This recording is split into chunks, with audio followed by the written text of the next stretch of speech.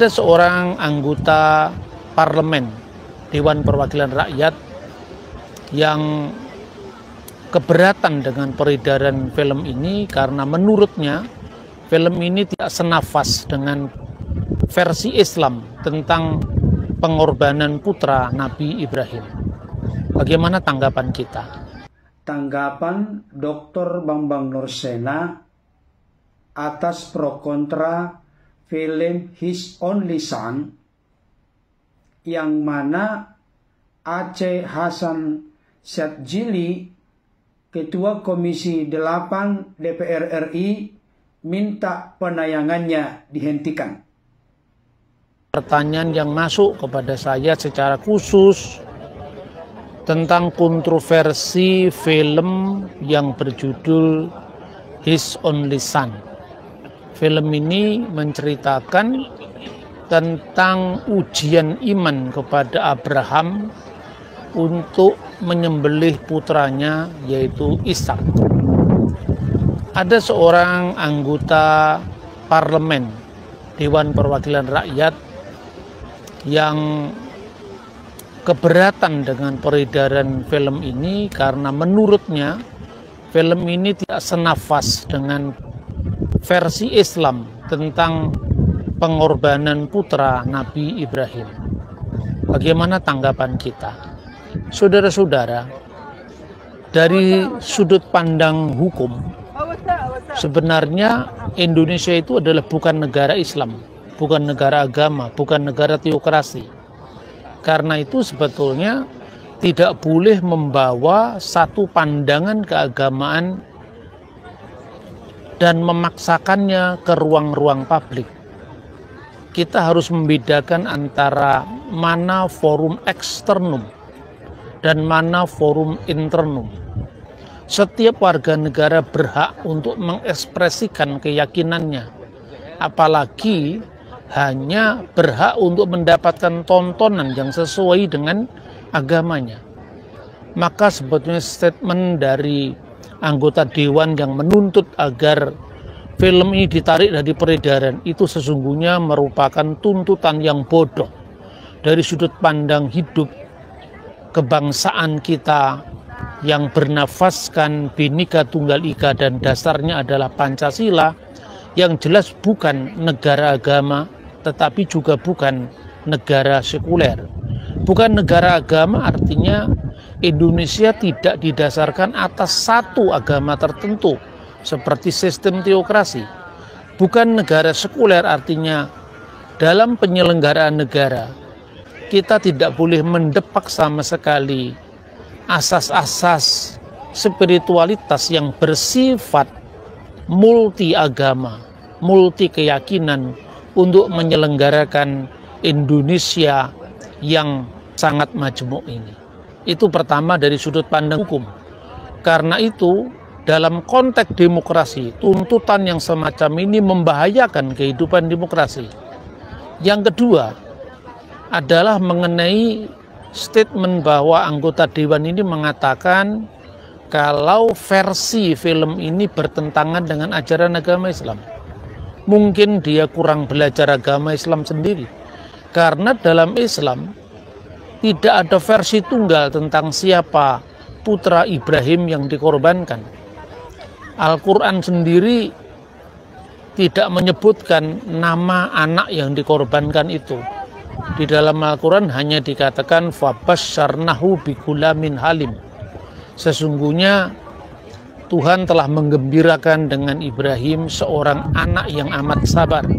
Dan anak yang amat sabar ini tidak disebutkan namanya.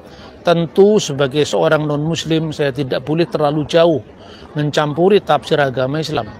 Yang ingin saya sampaikan bahwa di dalam Islam sendiri ada berkembang dua versi. Ada hadis-hadis yang meriwayatkan Ishak, ada hadis-hadis lain yang meriwayatkan Ismail. Meskipun di Indonesia versi Ismail ini lebih populer dan lebih dianut banyak orang, tetapi tidak mengurangi fakta bahwa di Islam sendiri kontroversi tentang Ismail atau Ishak itu belum selesai. Pertama-tama saya ingin tegaskan kepada kita Indonesia sebagai negara yang majemuk, baik dari segi suku, ras, golongan, termasuk agama. Itu merupakan keniscayaan atau suatu fakta realita yang tidak terbantahkan. Walaupun berbeda-beda satu dengan yang lain, tapi kita diikat dengan bingkai Bhinneka Tunggal Ika. Saudara dikasihi Tuhan, munculnya penayangan atau pemutaran film His Only Son telah menimbulkan pro dan kontra.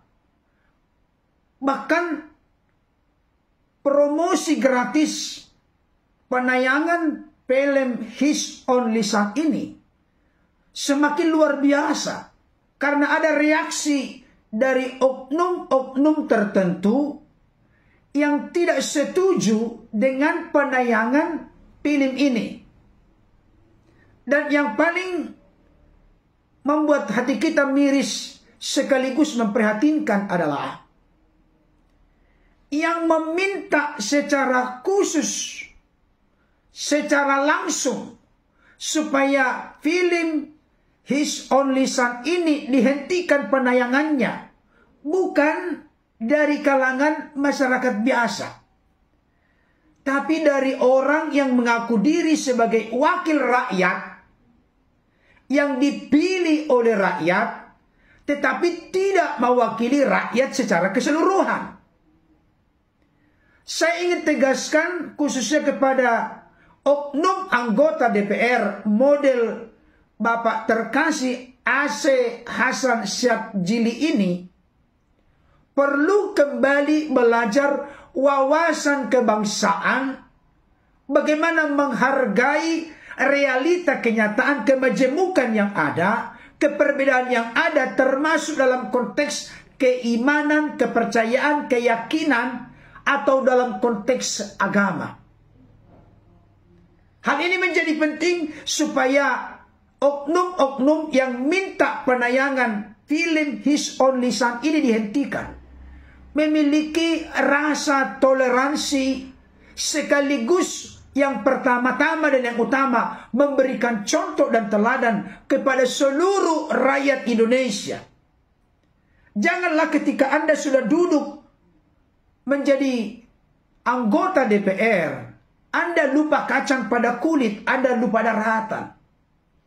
Biarlah Anda bisa tetap menjadi contoh, teladan, panutan dalam segala hal, termasuk dalam konteks menghargai keperbedaan keyakinan yang ada. Salah satu argumentasi dari Ketua Komisi 8 DPR RI Aceh Hasan Syadzili ini adalah, oleh karena film His Only Son ini tidak sesuai dengan keyakinan, kepercayaan, dan keimanannya.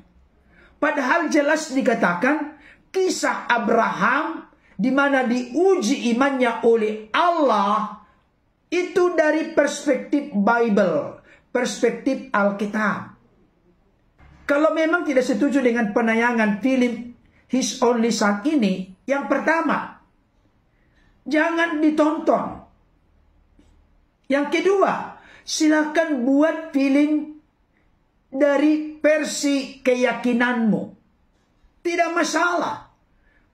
Kenapa saya katakan demikian? Karena keperbedaan itu ketika disikapi dengan kedewasaan, maka tidak akan menimbulkan sesuatu yang tidak baik. Apalagi seperti yang disampaikan oleh hambanya Dr. Bambang Nursena.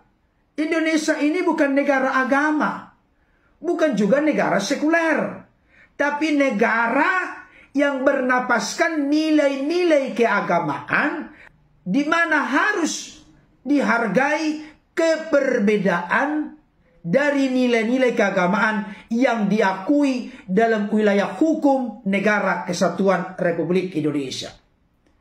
Saya ingin tegaskan kepada seluruh anak bangsa, khususnya kepada para pemimpin kami, para wakil rakyat, yang mana engkau duduk menjadi anggota DPR itu karena pilihan rakyat. Supaya memiliki wawasan kebangsaan, toleransi yang mumpuni. Jangan sampai memberangus yang tidak sesuai dengan keinginanmu. Tidak bisa demikian. Mari kita menghargai perbedaan yang ada. Bukankah perbedaan itu adalah ketentuan Tuhan yang Maha Kuasa? Saya seringkali mengatakan dalam berbagai kesempatan, jikalau Tuhan ingin membuat satu warna atau satu agama di dunia ini, Tuhan sanggup melakukannya, karena baginya tidak ada perkara yang mustahil. Tapi realita kenyataannya, Tuhan menghargai keperbedaan itu. Dan masing-masing kita nanti di akhir zaman akan mempertanggungjawabkan seluruh hidup kita, ucapan kita, perkataan kita, perilaku kita di hadapan Yesus sebagai hakim yang adil.